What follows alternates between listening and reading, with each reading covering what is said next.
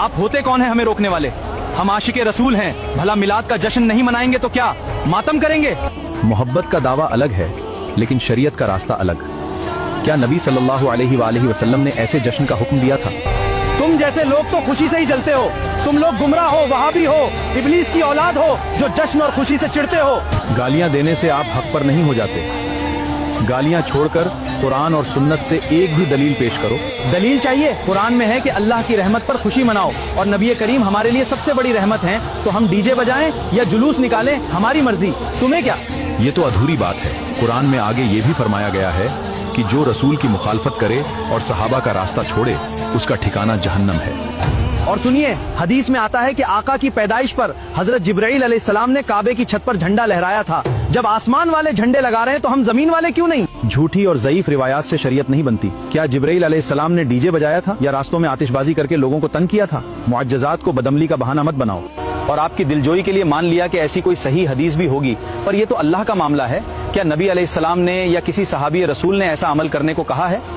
दीन अल्लाह और अल्लाह के रसूल का हुक्म है जिन पर अमल करके असहाबे रसूल ने दिखाया है। और जब ये सब देखते हैं तो दीन इन खुराफातों से पूरी तरह खाली है। लेकिन आलिम साहब, हम तो भलाई और मोहब्बत के लिए ही इकट्ठा होते हैं, इसमें बिदात क्या है? तुम इसकी बातों में मत आओ, ये सब फिजूल की बहस है। ये लोग बुजुर्गों के तरीकों को नहीं मानते, ये हमें गुमराह कर रहे हैं। गुमराह करने की बात नहीं है मेरे भाई, बात सिर्फ इतनी है कि बुजुर्गों का अमल वही मोतबर है जो अल्लाह के रसूल के तरीके के मुताबिक हो। बात तो आपकी बिल्कुल सही है आलिम साहब। अगर काम नबी अलैहिस्सलाम के तरीके पर ना हो तो फिर उसमें सवाब कैसे मिल सकता है?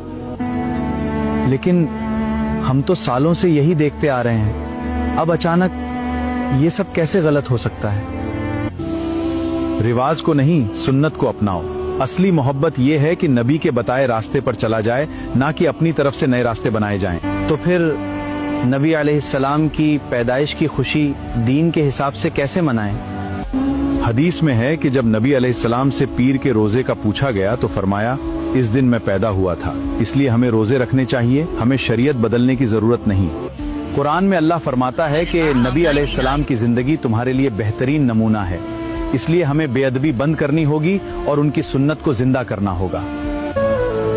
आपकी बात ने हमारी आंखें खोल दी।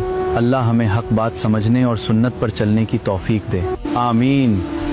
अल्लाह हम सबको सिरातल मुस्तकीम पर कायम रखे, आमीन, और सुन्नत पर चलने की तौफीक अता फरमाए, आमीन। अगर ये पैगाम आपके दिल को छू गया हो